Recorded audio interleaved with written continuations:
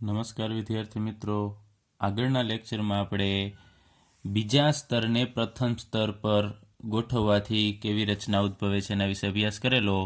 તો અહીંયા આપણે ફરીથી એ જોઈએ કે આ પ્રથમ સ્તર હતું, એના ઉપર આપણે બીજું સ્તર ગોઠવેલું. તો અહીંયા બે પ્રકારના છિદ્ર છે, એના વિશે આપણે અભ્યાસ કરેલો. ટી અહીંયા સમચતુષ્ફલકીય છિદ્ર દર્શાવે છે અને ઓ છે અષ્ટફલકીય છિદ્ર છે એ દર્શાવે છે. અને આપણે વાત પણ કરેલી કે જેટલા સૌરૃત સંકુલન રચનામાં ગોળાની સંખ્યા એટલે કે પરમાણુની સંખ્યા હશે એટલા જ અષ્ટફલકીય છિદ્રની સંખ્યા હોય છે અને એનાથી બમણા ચતુષ્ફલકીય છિદ્રની સંખ્યા હશે. હવે અહીંયા આપણે પ્રથમ સ્તર ઉપર બીજું સ્તર ગોઠવેલું. હવે બીજા સ્તર ઉપર આપણે ત્રીજા સ્તરની ગોઠવણી કરવી છે. એટલે અહીંયા બે તો દર્શાવેલા છે જ, આને ઉપર આપણે ત્રીજું સ્તર ગોઠવીશું. તો બે શક્યતા રહેશે એમાં. એક આપણે એ રીતે ગોઠવણી કરીશું કે જેમાં આ ટી એટલે કે જે ચતુષ્ફલકીય છિદ્ર છે એ ઢંકાશે, અને બીજા પ્રકારે આપણે એ રીતે પણ મૂકી શકીશું કે જેમાં માત્ર ઓ એટલે કે અષ્ટફલકીય છિદ્ર છે એ જ ઢંકાશે. તો હવે આપણે એનો વિગતવાર અભ્યાસ કરીએ.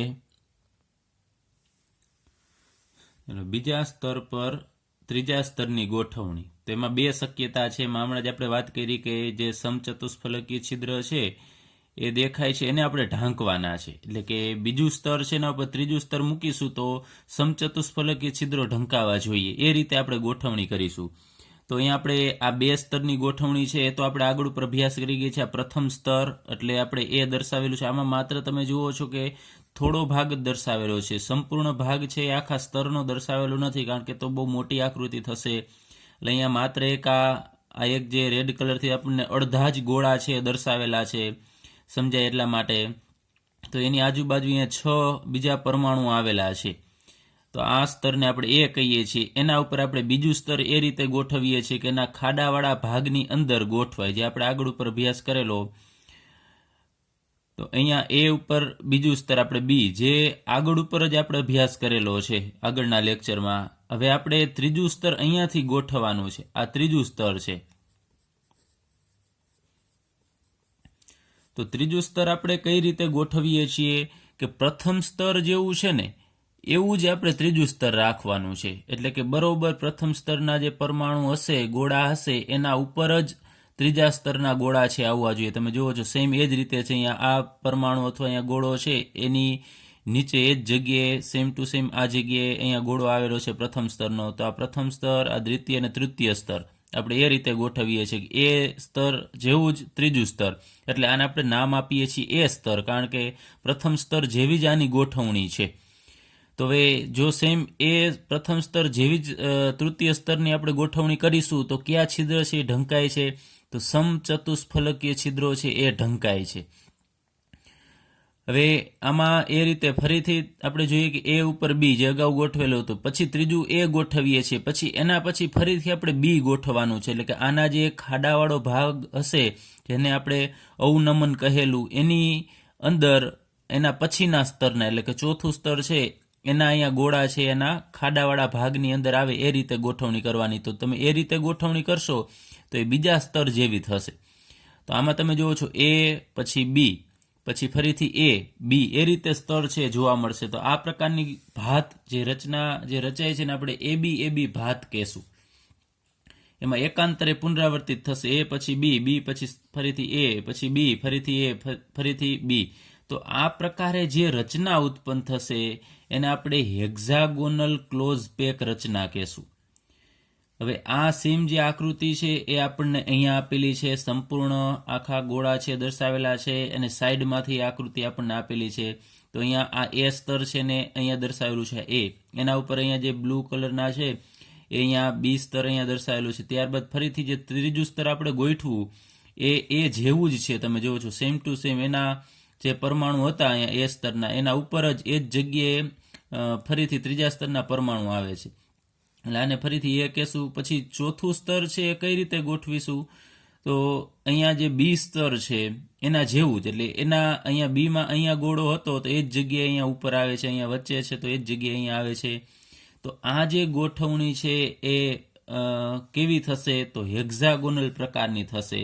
એટલે કે ષટકોણીય સંવૃત સંકુલન રચના છે એ જોવા મળશે. તો યાદ રાખજો, આ છે ષટકોણીય સંવૃત સંકુલન રચના, જે ઉપરથી એમ તમને અલગ અલગ સ્તર કઈ રીતે મૂકવા એ સમજાવે છે, અને અહીંયા તમને બાજુમાંથી રિયલમાં કઈ રીતે પરમાણુ દેખાતા હોય છે એ દર્શાવેલું છે.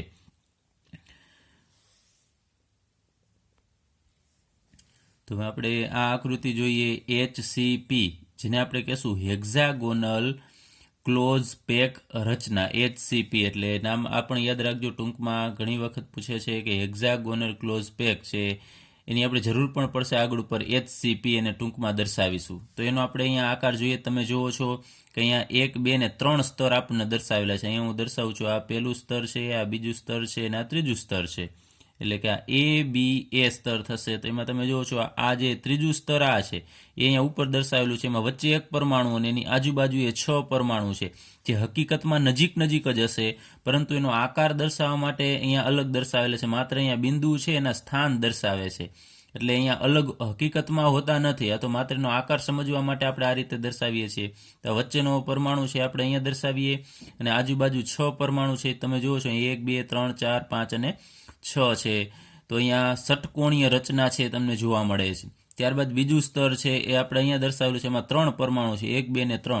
તો અહીંયા દર્શાવેલા છે 1, 2, 3. ત્યારબાદ આ પ્રથમ સ્તર છે એ આ ત્રીજા સ્તર જેવું જ છે, એટલે આપણે એ મુજબ જ અહીંયા દર્શાવવાનું થશે. 1, 2, 3, 4, 5, 6 પરમાણુ આજુબાજુ અને 1 પરમાણુ છે એ વચ્ચે છે. તો આને તમે જોડી દેશો તો એની રચના છે એ ષટકોણીય પ્રકારની થશે. એટલા માટે આપણે એને કહીએ છીએ HCP, એટલે કે હેક્ઝાગોનલ ક્લોઝ પેક રચના. અને યાદ રાખજો, HCP રચના છે ક્યારે જનરેટ થશે કે ત્રીજા સ્તરને આપણે કઈ રીતે ગોઠવવાનું છે, તો દ્વિતીય સ્તર ઉપર એ રીતે ગોઠવીશું કે માત્ર સમચતુષ્ફલકીય છિદ્રો છે એ ઢંકાય, એ રીતે ગોઠવીશું તો આપણને હેક્ઝાગોનલ ક્લોઝ પેક રચના મળશે. ત્યારબાદ બીજા સ્તર પર ત્રીજું સ્તર મૂકીએ તો એની બીજી શક્યતા લઈએ કે અષ્ટફલકીય છિદ્રોને ઢાંકતી રચના. તો આપણે ત્રીજું સ્તર છે એ બીજા સ્તર ઉપર એ રીતે મૂકીશું કે અષ્ટફલકીય છિદ્રો જે બને છે એ જ ઢંકાશે. તો આપણે એના વિશે અભ્યાસ કરીએ તો અહીંયા તમે જુઓ છો પ્રથમ સ્તર AB એ આપણે આના જેમ જ આગળ ઉપર અભ્યાસ કરી ગયા છીએ, એ જ છે, એમાં કોઈ ફરક નથી. હવે ત્રીજું સ્તર છે એ બદલે છે. અહીંયા ત્રીજું સ્તર છે એ આપણે એ રીતે ગોઠવેલું કે સમચતુષ્ફલકીય છિદ્ર ઢંકાય એ રીતે. તો એ રીતે આપણે ગોઠવતા હતા તો પ્રથમ સ્તર અને ત્રીજું સ્તર છે સમાન થતું. હવે ત્રીજું સ્તર અહીંયા આપણે એ રીતે ગોઠવીશું કે અષ્ટફલકીય છિદ્ર ઢંકાય. તો એ રીતે ગોઠવવામાં આવે છે ત્યારે એનો શેપ છે આ પહેલા અને બીજા સ્તર કરતાં અલગ જોવા મળે છે. તમે જુઓ છો, કારણ કે અહીંયા અષ્ટફલકીય છિદ્ર છે એ રચાશે, તો એને અહીંયા આપણે એક જે અષ્ટફલકીય છિદ્ર છે એને ઢાંકવું છે, તેના માટે આની ગોઠવણી આખી અલગ જ રાખવી પડશે. બી સ્તર છે એનાથી વિરુદ્ધ તમને જોવા મળે છે. હવે અહીંયા 3 પરમાણુ છે, એનો મતલબ કે 3 હોતા નથી, આખું એનું લેયર હશે, આખું સ્તર હશે, એમાં અસંખ્ય હજારો લાખો પરમાણુ છે આવેલા હશે આખા સ્તરમાં. આપણે તો માત્ર સમજવા માટે અહીંયા 3 લીધેલા છે. તો આ સ્તર બી છે, એના ઉપર આપણે સી એનાથી વિરુદ્ધ છે. તમે જુઓ છો કે આ બાજુ અહીંયા 1 પરમાણુ હતો, એની જગ્યાએ હવે અહીંયા આપણી તરફ 2 પરમાણુ છે અને પાછળની તરફ 1 છે. એટલે બી કરતાં આ વિરુદ્ધ છે, એ જેવું તો છે જ નહીં. તમે જુઓ છો તો આ સ્તર જે ત્રીજું સ્તર છે એ અલગ જ પ્રકારનું છે. ખાસ ધ્યાન આપજો, આ બંનેમાં મેઇન તફાવત આ છે, બંનેની ગોઠવણી છે અલગ અલગ છે. તો અહીંયા જે રચના આપણને મળશે A, B અને C પ્રકારની થશે, ભાત આમાં જોવા મળશે ABC પ્રકારની. ફરીથી ત્રીજા સ્તર ઉપર આપણે ચોથું સ્તર ગોઠવીએ કે જેથી કરીને અષ્ટફલકીય છિદ્ર ઢંકાય, તો એ રીતે ગોઠવવા જશું તો આપણને ચોથું સ્તર છે એ કેના જેવું મળશે? પ્રથમ સ્તર જેવું. એટલે અહીંયા આપણે એ લખેલું છે એટલે રિપીટ થશે. પછી એના ઉપર ફરીથી બી, પછી સી આવશે, તો એની ભાત ABC પ્રકારની થશે. તો એની જે ગોઠવણી થશે ને આપણે સમઘનીય સંવૃત સંકુલન કહીએ છીએ, જે અહીંયા દર્શાવેલું છે. આપણને સાઈડમાંથી જોઈએ તો સંપૂર્ણ ગોળા વડે અહીંયા દર્શાવેલું છે. તો આ પ્રથમ સ્તર છે એ અહીંયા દર્શાવેલું છે. ત્યારબાદ બીજું સ્તર, આમાં જોવો છો તમે 3 જ પરમાણુ ગોળા છે અહીંયા દર્શાવેલા છે. એમાં અહીંયા આપણી બાજુએ 1 જ છે, તો અહીંયા આપણને 1 જ આપેલો છે. એનો મતલબ એવો નથી કાઢવાનો કે આખા સ્તરમાં 1 જ ગોળો હશે ઘણા બધા, પણ આપણે આકાર સમજવા માટે જ અહીંયા 1 દર્શાવેલું છે. ત્યારબાદ ત્રીજું સી સ્તર છે, એમાં અહીંયા 2 પરમાણુ છે, ગોળા છે, જે આપણી તરફ છે. એટલે અહીંયા આપણને આ બાજુથી આપણે જોતા હોય તો આપણને 2 જ દેખાશે, પાછળનો જે ગોળો છે એ દેખાશે નહીં. તો અહીંયા A, B અને C આ 3 લેયર છે એ અહીંયા જે અડધા પરમાણુથી દર્શાવેલા અહીંયા સંપૂર્ણ દર્શાવેલા છે. ત્યારબાદ આ ચોથું સ્તર છે અહીંયા ઉપર દર્શાવેલું છે જે પ્રથમ સ્તર જેવું જ છે. તો અહીંયા ભાત થશે એબીસી પ્રકારની. તો એને આપણે નામ આપીએ છીએ સમઘનીય સંવૃત સંકુલન. ચલો એની આપણે બીજી પણ આકૃતિ લઈએ. તો એમાં તમે જુઓ છો અહીંયા એક પરમાણુ છે આ એ સ્તર, એના ઉપર અહીંયા બીજું સ્તર બી દર્શાવેલું છે, અને અહીંયા ત્રીજું સ્તર સી છે જે અલગ રીતે દર્શાવેલું છે. બાકી હશે ગોઠવણી આની જેમ જ હશે, પણ દર્શાવેલું છે આપણને અલગ રીતે. તો એ બી સી ફરીથી એ છે, આ ચોથું સ્તર છે એ પ્રથમ સ્તર જેવું જ હશે. તો આ બધાને જ્યારે ભેગા કરવામાં આવે, અહીંયા સમજવા માટે અલગ અલગ આપેલા છે, પરંતુ જ્યારે આ બધાને ભેગા કરશું તો આવી રચના છે એ જોવા મળશે. તમે જુઓ છો અહીંયા એક પરમાણુ છે અહીંયા છે, ત્યારબાદ આ બધા પરમાણુ છે ને આપણે નીચેથી જોઈશું તો આ રીતે દેખાશે. અને આ ત્રીજું સ્તર છે અહીંયા ગ્રીન ગોળા વડે અહીંયા દર્શાવેલું છે, અને આ ચોથું સ્તર છે. તે બધાને ભેગા કરશો અને એના કેન્દ્રને જ્યારે જોડશો તો આપણને પાઠ્યપુસ્તકમાં આકૃતિ આપેલી જ છે કે આ પરમાણુનું કેન્દ્ર અને આ પરમાણુનું કેન્દ્ર, અને આ ચારને આપણે જોડીશું તો અહીંયા એક સમઘન જેવી રચના છે આપણને જોવા મળશે. એ જ રીતે આનું કેન્દ્ર અને આને જોડશું તો સમઘન જેવી રચના ઉપર એ જ રીતે જોવા મળશે.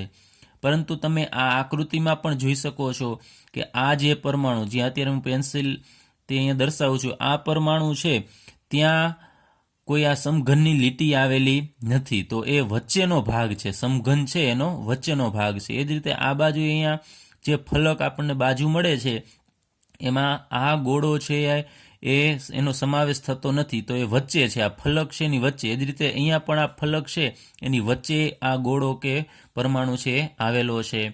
તો એની સિમ્પલ આકૃતિ આપણે દોરવી હોય તો આ રીતે દર્શાવી શકાય કે અહીંયા તમે જુઓ છો, આને અત્યારે દર્શાવી દઉં છું, આને નંબર આપું તમને સમજાય એટલા માટે. આ 1 નંબર, આ ખૂણાને આપણે 2 નંબર કહીએ, આ ખૂણાને આપણે 3 નંબર કહીએ, અને આને 4 નંબર કહીએ. તો એ પરમાણુ અહીંયા આવેલા છે. 1 નંબરનો પરમાણુ આ છે, પછી 2 નંબરનો પરમાણુ આ છે, અહીંયા 3 અને આ 4. તો આના ઉપરથી આ આકૃતિ આપણે સમજવા માટે દર્શાવેલી છે કે એનો આકાર આપણને ખ્યાલ આવે. ત્યારબાદ અહીંયા આ જે પરમાણુ છે ગોળો દર્શાવેલો છે અહીંયા વચ્ચે દર્શાવેલો છે, ખાસ જોજો.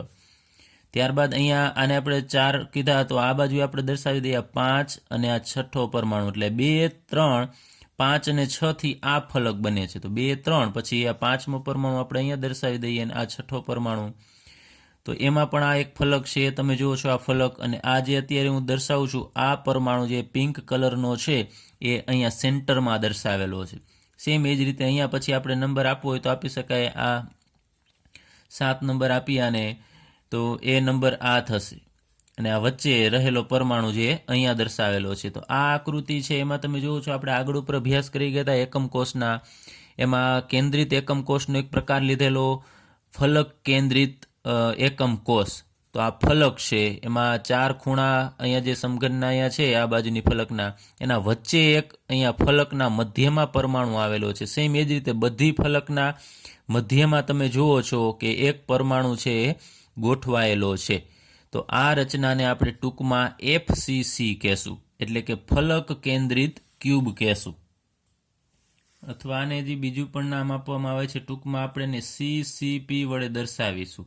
તો CCP નો અર્થ શું થશે ગુજરાતીમાં કેવું હોય તો સમઘનીય સંવૃત સંકુલિત રચના થશે, અને ઇંગ્લિશમાં કહેશું ક્યુબિક ક્લોઝ પેક્ડ રચના CCP. અને આને આપણે ફરીથી આ બંને એના ટૂંકા નામ છે પણ યાદ રાખજો, FCC એટલે ફલક કેન્દ્રિત ક્યુબ, એને ઇંગ્લિશમાં કહેશું ફેસ સેન્ટર્ડ ક્યુબ, અને આને આપણે કહેશું CCP એટલે કે ક્યુબિક ક્લોઝડ પેક. ફરીથી ગુજરાતીમાં આને CCP ને કહેશું સમઘનીય સંવૃત સંકુલિત રચના, અને FCC ને કહેશું કેન્દ્રિત સમઘનીય સંવૃત રચના. હવે જે અષ્ટફલકી છિદ્રને ઢાંકતી રચના એટલે કે FCC કે CCP છે એ બંને સમાન જ થશે. આપણું નામ છે આ રીતનું આપેલું છે કે સમઘન પ્રકારનો છે એટલા માટે, અને નજીક નજીક ગોઠવાયેલા હશે.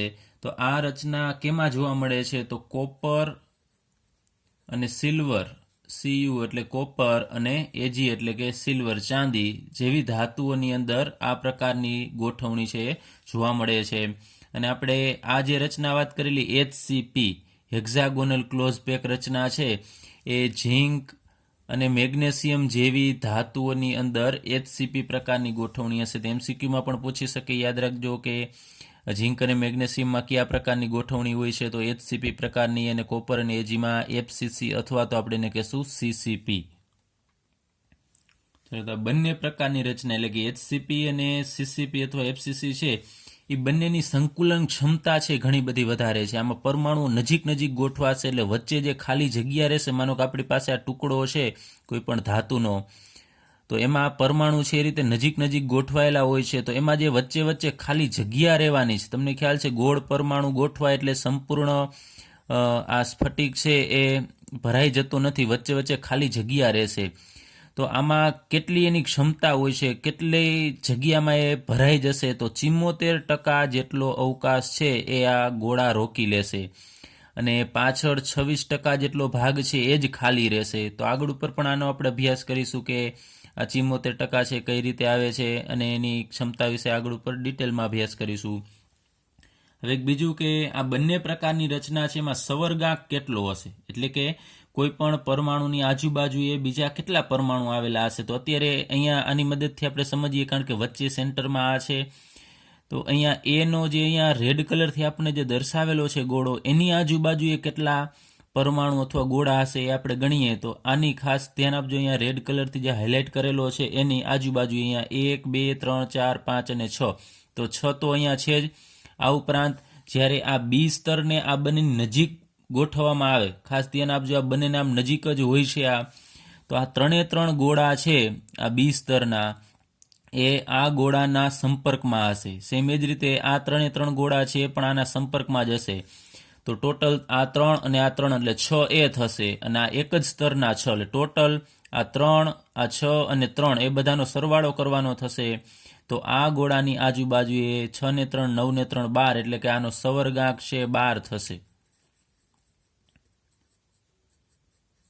બંને પ્રકારની ગોઠવણીમાં યાદ રાખજો, HCP પ્રકારની હેક્ઝાગોનલ હોય કે પછી ફલક કેન્દ્રિત હોય, બંનેમાં કોઈ પણ પરમાણુની આજુબાજુએ 12 બીજા પરમાણુ અથવા ગોળા છે એ ગોઠવાયેલા હશે જ.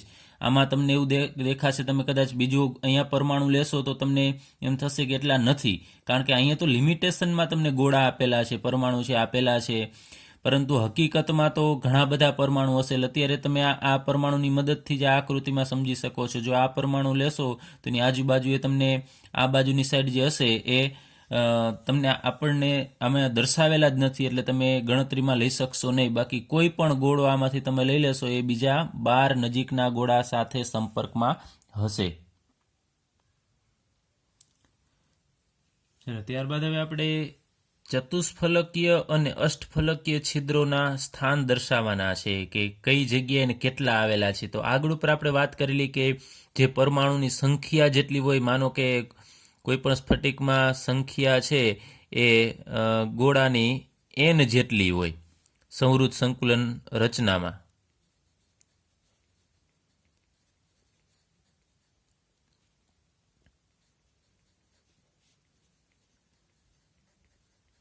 પરમાણુની સંખ્યા છે n હોય, તો અષ્ટફલકીય છિદ્રની સંખ્યા કેટલી હોય?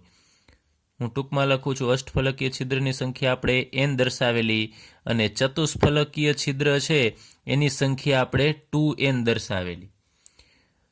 તો કઈ રીતે એમાં પરમાણુની સંખ્યા જેટલા જ અષ્ટફલકીય છિદ્ર હોય છે અને ચતુષ્ફલકીય છિદ્ર છે એનાથી બમણા હોય છે, એની આપણે અહીંયા ગણતરી છે એ સમજવાની છે. તો આપણે વાત કરેલી કે સંવૃત સંકુલિત રચનામાં સમચતુષ્ફલકીય અને અષ્ટફલકીય એમ બંને પ્રકારના છિદ્રો છે આવેલા હોય છે. તો આપણે પ્રથમ દર્શાવીએ ચતુષ્ફલકીય છિદ્રના સ્થાન કઈ જગ્યાએ આવેલા હોય છે સ્ફટિકમાં. તો અહીં આપણે લઈએ CCP અથવા આપણે એને કહીએ છીએ FCC રચના, ફલક કેન્દ્રિત સંવૃત સંકુલિત રચના. તો અહીંયા મેં દર્શાવેલું છે FCC, તો આ બાજુ એ સમઘન છે. એમાં આપણે વાત કરેલી કે આદિમ પ્રકારનો એકમ કોષ છે, એમાં દરેક ફલક ઉપર એક એક પરમાણુ આવેલા હોય. તો અહીંયા તમે આ ફલક ઉપર વચ્ચે એક પરમાણુ છે, ત્યારબાદ ઉપરનું આ ફલક છે એના સેન્ટરમાં એક પરમાણુ, અને અહીંયા પણ છે. એ જ રીતે અહીંયા મેં 4 દર્શાવેલા છે. હવે ત્યારબાદ અહીંયા આગળનું ફલક છે એનું સેન્ટર મેં અહીંયા પોઈન્ટ કરીને દર્શાવેલું છે, તો ત્યાં પણ એક પરમાણુ આવેલો હશે, કે ફલકના કેન્દ્રમાં, એટલે કે એટલા માટે જ આપણે ફલક કેન્દ્રિત કહીએ છીએ. ત્યારબાદ આ પાછળની ફલક છે, અહીંયા હું દર્શાવું છું આ પાછળની ફલક, એનું કેન્દ્ર અહીંયા મેં દર્શાવેલું છે. તો આ જગ્યાએ પણ એક પરમાણુ આવેલો હશે. તો ચાલો આપણે આ એફસીસી અથવા સીસીપી રચના છે એને આ રીતે દર્શાવેલી છે. આ એક સમઘન આપણે દર્શાવેલો છે. હવે આના જ આપણે 8 ભાગ કરવા છે. આ એક સમઘન જે છે એને આપણે 8 ભાગ કરીએ નાના સમઘનમાં. તો કઈ રીતે કરીશું? તો અહીંયા આ ધાર છે એનું સેન્ટર આ છે અને આ ધાર છે એનું સેન્ટર આ છે. તો સામસામેની ધારના સેન્ટરને આપણે આમ જોડી દેવાના છે. એ જ રીતે આ ધાર અને આ ધાર છે એનું સેન્ટર છે આપણે જોઈ લેવાનું કે અહીંયા સેન્ટર છે, તો એને આપણે જોઈન કરી દઈએ આમ. તો ઉપર તમને દેખાશે કે આમ 4 છે એ સ્ક્વેર દેખાશે. એ જ રીતે અહીંયા આ ધાર છે એનું સેન્ટર આ અને આ ધાર એના આપણે સેન્ટરને આમ જોઈન કરી દેવાના છે. એટલે આપણને સમઘન છે મળતો જશે. ત્યારબાદ અહીંયાથી આ જગ્યાએ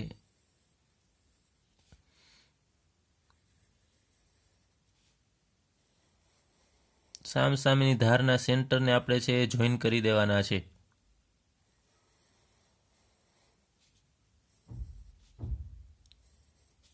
ચલો એ જ રીતે અહીંયા પણ આપણે આને આમ જોઈન કરવાના છે. સામસામેના જે પરમાણુ છે ફલકમાં એને પણ આપણે આમ જોડી દેવાના છે. માત્ર સમજવા માટે આપણે એને આમ જોઈન કરીએ છીએ કે આપણને ખ્યાલ આવે કે 8 ભાગ થશે. 8 નાના સમઘન આપણે બનાવવાના છે.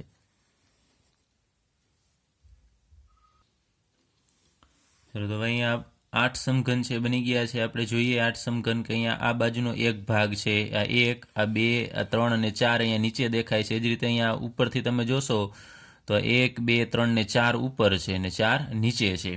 તો એમાં આપણે કોઈ પણ એક સમઘનને અત્યારે હાઇલાઇટ કરીએ. માનો કે આ સમઘન છે ને આપણે દર્શાવીએ.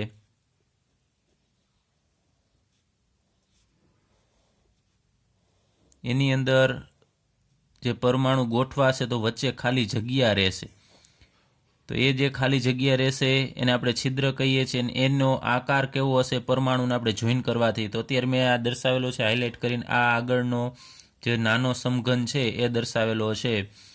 તો એમાં અહીંયા પરમાણુ કઈ કઈ જગ્યાએ છે તમે જુઓ છો. આ જગ્યાએ 1, 2, 3 અને 4 આ સમઘનના 8 ખૂણા છે. નાના સમઘનના 8 ખૂણા છે એમાંથી 4 ખૂણા ઉપર જ અહીંયા પરમાણુ છે એ આવેલા હશે. આ મોટા સમઘનની વાત નથી કરતા, નાના સમઘનની. તો આ જે ખૂણા ઉપર રહેલા પરમાણુ છે ને એને આપણે અહીંયા જોઈન કરી દઈએ. આને આની સાથે જોઈન કરવાનો છે, અને આની સાથે, અને આ બંને જે ગોળા છે એને આપણે જોઈન કરી દઈએ. ત્યારબાદ આને આ ત્રણેય પરમાણુને આપણે આની સાથે આમ જોઈન કરી દઈએ તો આપણને એક આકાર મળશે. એ આકાર છે એ સમચતુષ્ફલક આકાર થશે, જેને આપણે અત્યારે દર્શાવવો થોડો મુશ્કેલ છે. આમાં તમે જોશો તો તમને થોડો ક્લિયર હોવો જોઈએ કે 3 પરમાણુ અહીંયા નીચે હશે અને એક આ બાજુએ છે. અથવા આપણે એને આમ પણ દર્શાવી શકીએ. આગળ ઉપર વાત કરેલી આમ આ 3 પરમાણુ છે આ રીતે હશે. અહીંયા 1, 2 ને 3 જે આપણે આમ દર્શાવેલા છે. ઉપર આ પરમાણુ છે ને આપણે આમ ઉપર મૂકીશું તો આપણે વાત કરી હતી કે આના ખૂણાને તમે જોઈન કરશો એટલે સમચતુષ્ફલક આકાર છે એ મળશે. અને અહીંયા આપણે આગળ ઉપર વાત પણ કરેલી કે અહીંયાથી જે છિદ્ર બને છે એને આપણે ચતુષ્ફલકીય છિદ્ર કહેશું. એટલે અહીંયા આપણે આ નાના મોડેલ વડે આપણે સમજીએ તો આ સમચતુષ્ફલક આકાર છે. તો એમાં અહીંયા જે એનો ખૂણો છે આ 1, 2 અને 3 આ ખૂણો છે એ અત્યારે સમજો તમે આ રીતે આપણે દર્શાવેલો છે. આ ખૂણો છે ત્યાં આ પરમાણુ છે, ત્યારબાદ આ ખૂણો છે ત્યાં રહેલો પરમાણુ આપણે માનો કે સમજીએ આ જગ્યાએ હશે, અને આ જગ્યાએ જે પરમાણુ છે એ આ સમચતુષ્ફલકના આ ખૂણા ઉપર હશે, અને અહીંયા રહેલો પરમાણુ છે એ આ જગ્યાએ હશે. તો આ રીતની આમાં રચના છે તમને જોવા મળશે. માત્ર સમજવા માટે આપણે અહીંયા દર્શાવેલું છે. તો આ રીતે આમ જોશો તો અહીંયા આપણે હવે પરમાણુ છે વિચારવાના છે ખૂણા ઉપર. તો એ પરમાણુ 4 પરમાણુ છે એ અહીંયા આપણે દર્શાવવા પડશે. તો ચારેય પરમાણુ જ્યારે નજીક નજીક જોડાશે ત્યારે વચ્ચે ખાલી અવકાશ હશે. એ અવકાશને આપણે ચતુષ્ફલકીય છિદ્ર કહેશું. તો એનો મતલબ કે આ એક નાનો જે સમઘન છે એની વચ્ચે, બરોબર વચ્ચે, આની વચ્ચે એક ચતુષ્ફલકીય છિદ્ર છે રચાશે. તો હવે એવા કેટલા સમઘન છે આમાં તમે જુઓ છો. એક મોટા સમઘનની અંદર નાના 8 સમઘન છે. તો એવા દરેક નાના સમઘનની વચ્ચે એક એક ચતુષ્ફલકીય છિદ્ર છે એ બનશે. અહીંયા તમે આ રીતે વિચારી લેજો, દરેકમાં 4 પરમાણુ છે એ હશે જ. આ સમઘનની વાત કરીએ તો અહીંયા 1, 2, 3 અને આ 4 આ નાના સમઘનમાં. એવી રીતે દરેક સમઘનમાં એક એક સમચતુષ્ફલકીય છિદ્ર હશે તો આપણે કહીએ કે આમાં ચતુષ્ફલકીય છિદ્રની સંખ્યા કેટલી થશે? ચતુષ્ફલકીય છિદ્રની સંખ્યા અહીંયા આપણે ગણીએ છીએ તો 8 થાય છે. એક સમઘનમાં 8 સમઘન છે તો 8 થશે. કઈ રચનામાં? એફસીસી અથવા તો સીસીપી રચનામાં. હવે આપણે આગળ ઉપર ગણતરી કરી ગયા છે કે એફસીસી અથવા સીસીપી. એમાં આપણે એફસીસીની વાત કરેલી કે ફલક કેન્દ્રિત ક્યુબની અંદર એકમ કોષની અંદર પરમાણુ કેટલા હોય. તો અહીંયા ટૂંકમાં આપણે લખીએ છીએ એફસીસી એટલે ફલક કેન્દ્રિત સમઘન છે એના એક એકમ કોષમાં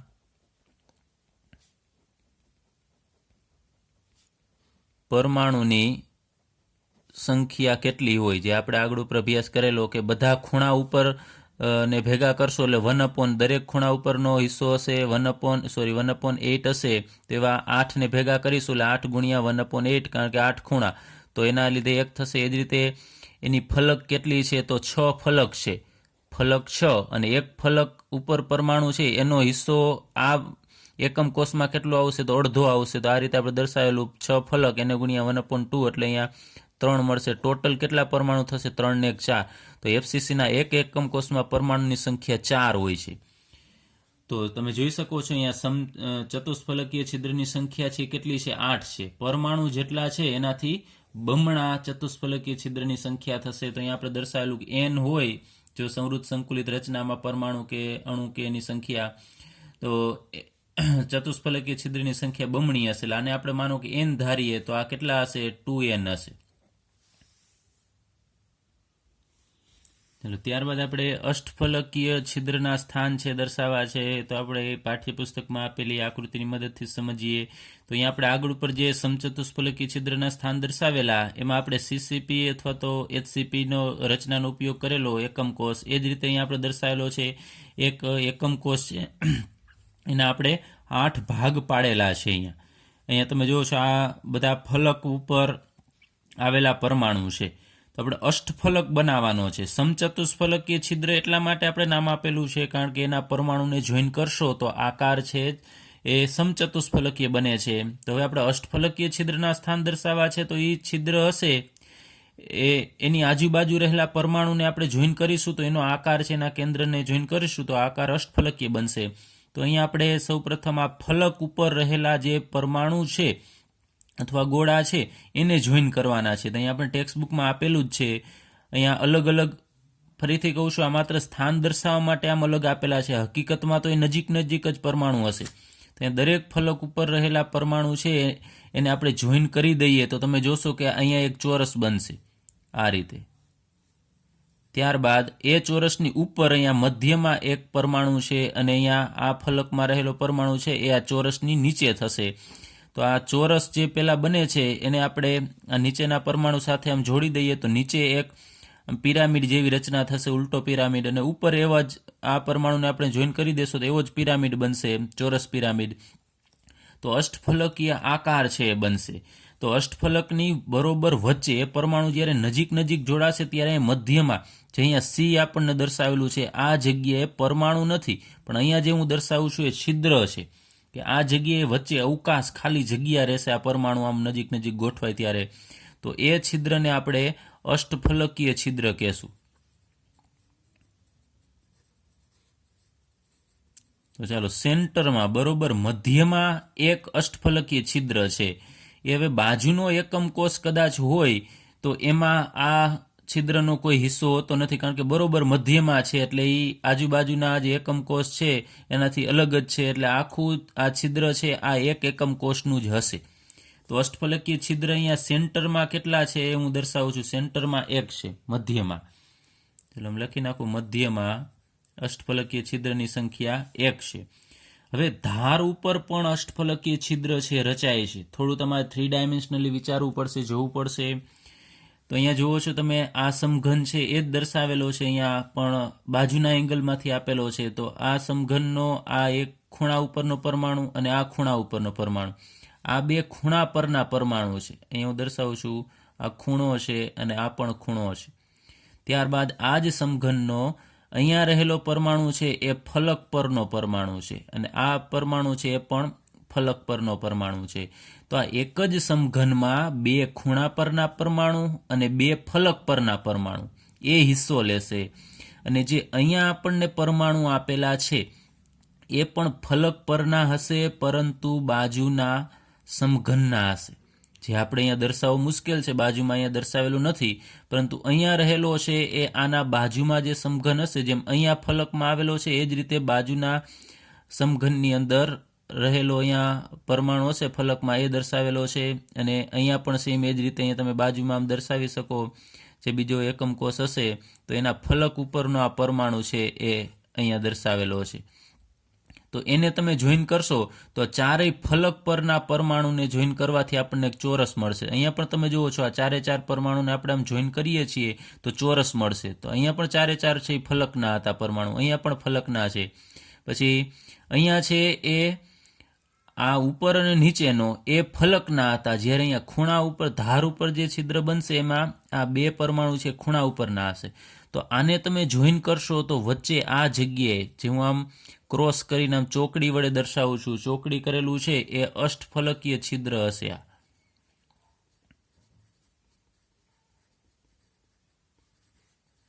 ચલો એ અષ્ટફલકીય છિદ્ર છે. ફરીથી કહું છું, નામ શા માટે અષ્ટફલકીય આપ્યું છે? કારણ કે એના પરમાણુને જોઈન કરવાથી આકાર છે આપણને અષ્ટફલકીય મળે છે. તો અહીંયા એક ધાર ઉપર તમે જુઓ છો કે આ એક અષ્ટફલકીય છિદ્ર બને છે. તો એવા તો દરેક ધાર ઉપર અષ્ટફલકીય છિદ્ર બનતા જ હશે, જે આપણે અહીંયા દર્શાવેલું નથી. બધી જગ્યાએ દર્શાવવું મુશ્કેલ છે કારણ કે બધું મિક્સ થઈ જશે.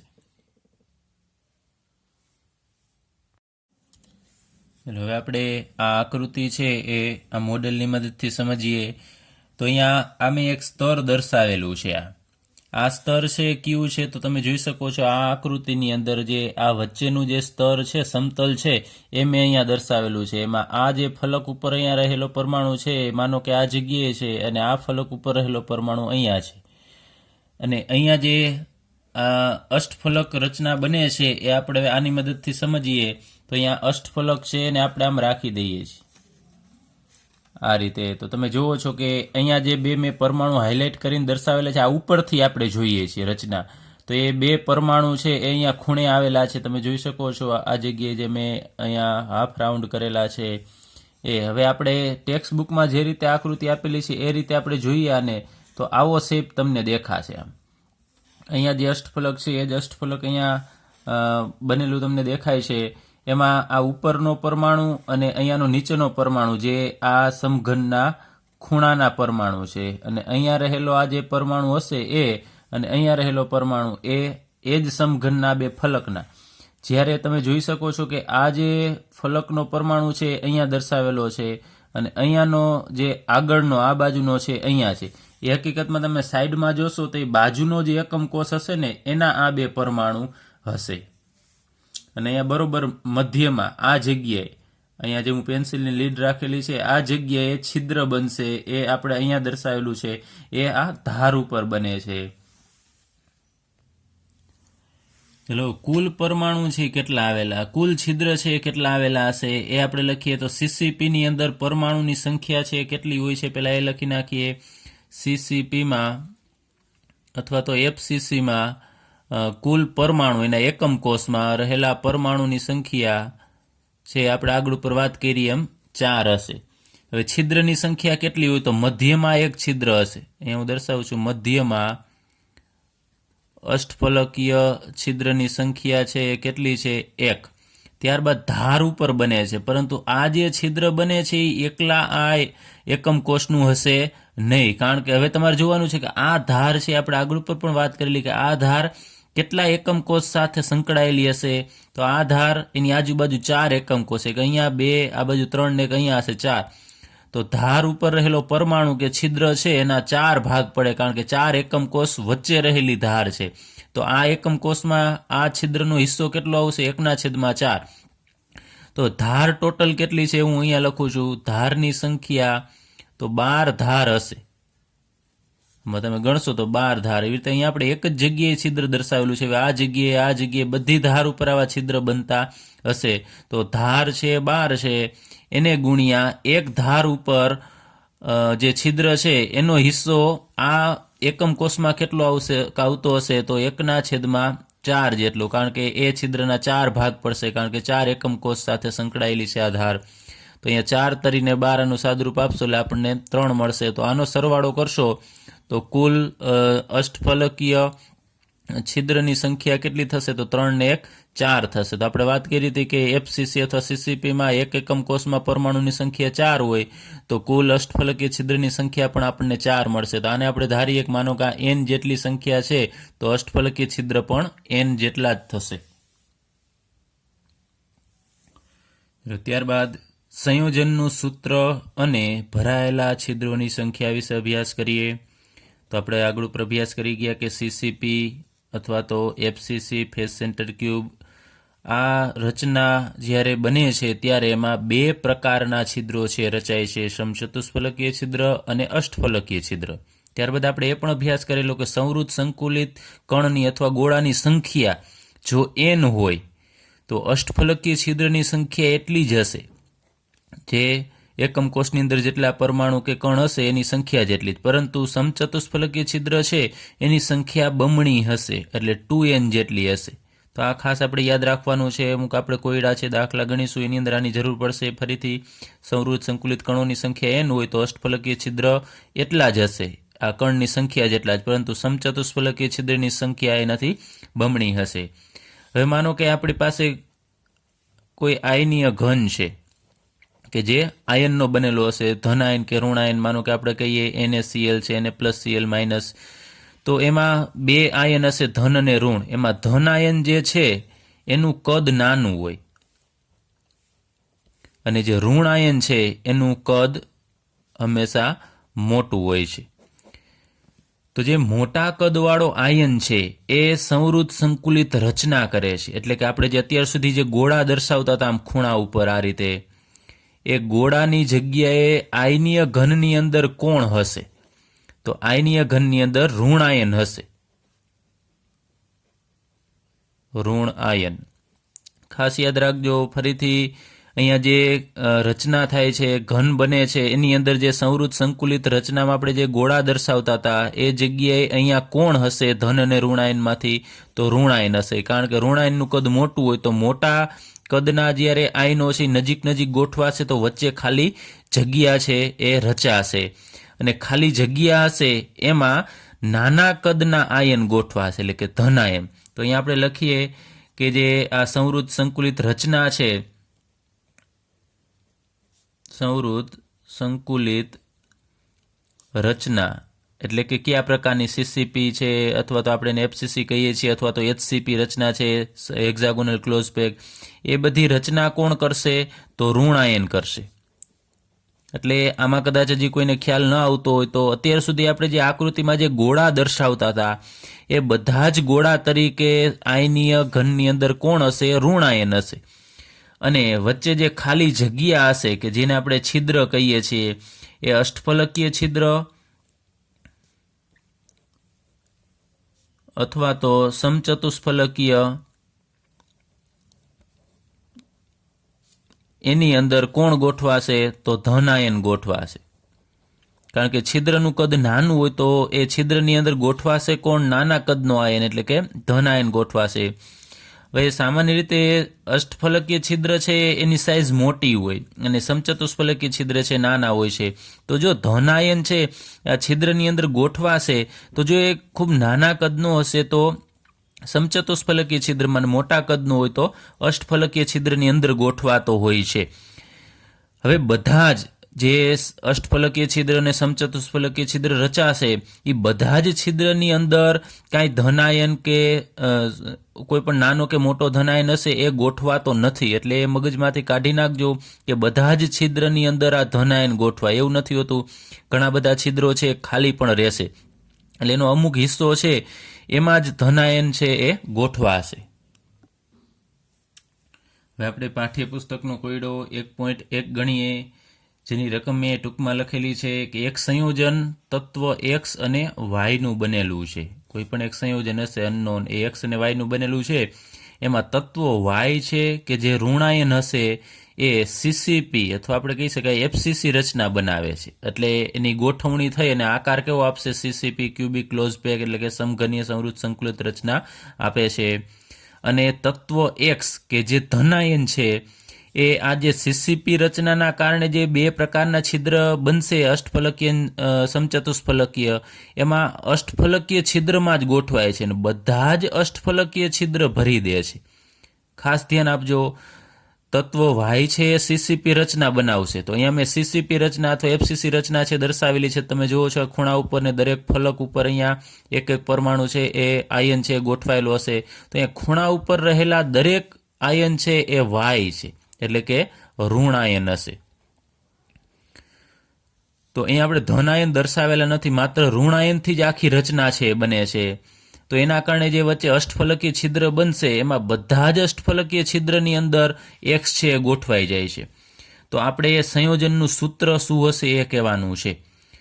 તો ખાસ સૌપ્રથમ આ અગત્યનું છે કે બધા જ અષ્ટફલકીય છિદ્ર ભરી દેશે. એનો મતલબ કે અષ્ટફલકીય છિદ્રની સંખ્યા આપણને જો મળી જાય તો આપણને એક્સની સંખ્યા પણ મળી જશે, કારણ કે જેટલા અષ્ટફલકીય છિદ્ર હશે એટલા જ સામે એક્સ આવેલા હશે.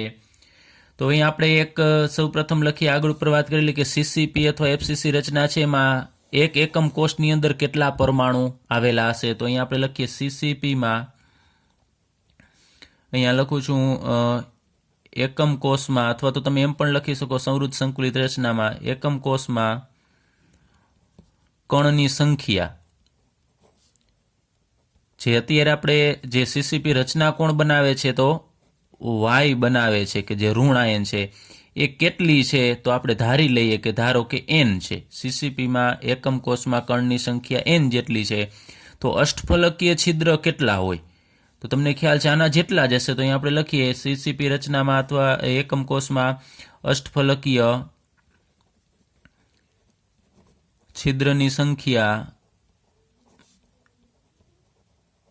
બરાબર એન જ થશે, એટલા જ અષ્ટફલકીય છિદ્ર હશે.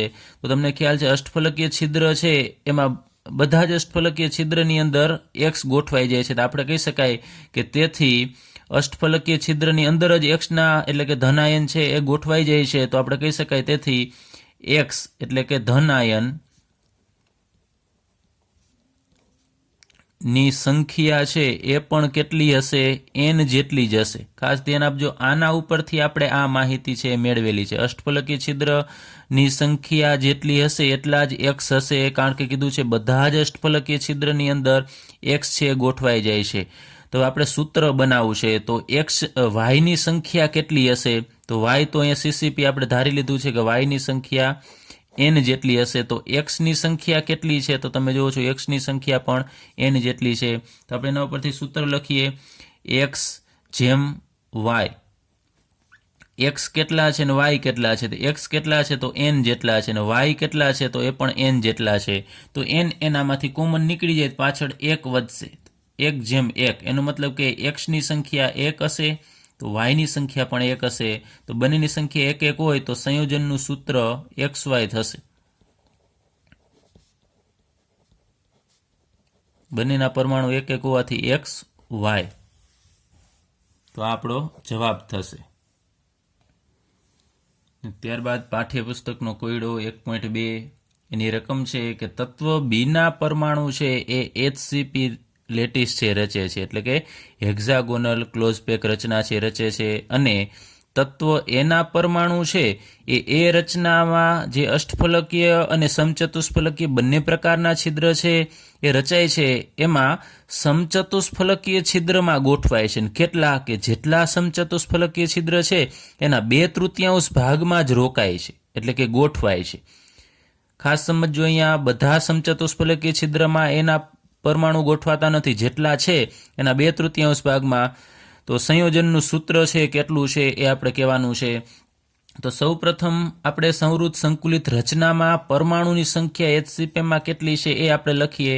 તો અહીંયા હું લખું છું અત્યારે, કેમ કે HCP લેટિસ રચે છે કોણ? તત્વ બીના પરમાણુ છે એ રચે છે. તો અહીંયા હું લખું છું સંવૃત HCP લેટિસ રચતા પરમાણુની સંખ્યા, અથવા તો સંવૃત સંકુલિત રચનામાં પરમાણુની સંખ્યા એ કેટલી હશે? તો જે લેટીસ બીના પરમાણુ જે લેટીસ રચે છે તો આપણે અહીંયા લખી શકાય સંખ્યા, અહીંયા દર્શાવું છું તત્વ બીના પરમાણુ એ આપણે ધારી લઈએ કે કેટલા હશે? તો n જેટલા હશે. HCP લેટીસ રચતા પરમાણુની સંખ્યા કે જે બીની સંખ્યા થશે એ n જેટલા છે. તો આપણે એ લખવું છે કે સમચતુષ્ફલકીય છિદ્ર કેટલા હોય. સૌપ્રથમ આપણે એ મેળવવું છે, તો લખીએ. તેથી સમચતુષ્ફલકીય છિદ્રની સંખ્યા બરાબર બમણા હોય. આપણે આગળ ઉપર અભ્યાસ કરી ગયા છે. અહીંયા n હોય તો સમચતુષ્ફલકીય છિદ્રની સંખ્યા છે એ બમણી હશે, એટલે કે 2n જેટલી હશે. ત્યારબાદ હવે તત્વ એના પરમાણુ છે એ સમચતુષ્ફલકીય છિદ્ર જેટલા છે એના 2/3 ભાગમાં જ રોકાય છે. તો આપણે લખી શકાય, તેથી આ લખવું પડે તમારે, સમચતુષ્ફલકીય છિદ્રના 2/3 ભાગમાં રોકાયેલા હોવાથી તત્વ એના પરમાણુની સંખ્યા કેટલી હશે? તો સમચતુષ્ફલકીય છિદ્ર કેટલા છે? તો 2n જેટલા. અને એનો કેટલામો ભાગ એ રોકે છે? તો 2/3 ભાગ. તો આમ લખી નાખશું 2/3. તો આનું સાદરૂપ આપીએ તો 2 દુને 4 એટલે 4n/3 મળશે. તો ખાસ અહીંયા તત્વ એના પરમાણુ હવે કેટલા આપણે લીધેલા? n. અને બીના પરમાણુ છે n આપણે ધારેલા, અને એના પરમાણુ છે આપણને કેટલા મળ્યા છે? 4n/3. તો અહીંયા હું લખું છું એનું સૂત્ર માટે આ રીતે A/B લખું છું અત્યારે, A/B. તો એની સંખ્યા કેટલી છે? તો અહીંયા દર્શાવવાનું 4n/3, અને અહીંયા બીની સંખ્યા n છે. હવે બંનેની અંદર n છે એટલે આપણે n ને કોમન કાઢી નાખીએ, તો અહીંયા આપણને મળશે 4/3, અને અહીંયા n નીકળી જશે બંને જગ્યાએથી, એટલે અહીંયા વધશે 1. હવે આ 3ને આપણે ઉપર જવા દઈએ, આ બંનેનો ગુણાકાર કરીએ તો આ રીતે આમ લખી શકાય સૂત્ર. અહીંયા હવે બીજું કે આના ઉપરથી તમારે હવે સૂત્ર લખવું હોય તો કઈ રીતે લખવાનું? તો 3ને આપણે અંશમાં જવા દેવાના છે. તો અહીંયા સમજવા માટે લખું છું 4/3, આ રીતે લખવાનું. તો એની સંખ્યા છે એ કેટલી હશે? 4 હશે, અને બીની સંખ્યા કેટલી હશે? 3 હશે. એટલે અહીંયા જો છેદ હોય તો ઉપર જવા દેવાનો, અહીંયા માનો 2 હોય તો બંનેનો ગુણાકાર કરી નાખવાનો. એટલે એ આપણને 4 મળશે, તો અહીંયા લખીએ સંયોજનનું સૂત્ર A4, અને B કેટલા હશે? 3 હશે, B3. તો આ સંયોજનનું સૂત્ર થશે.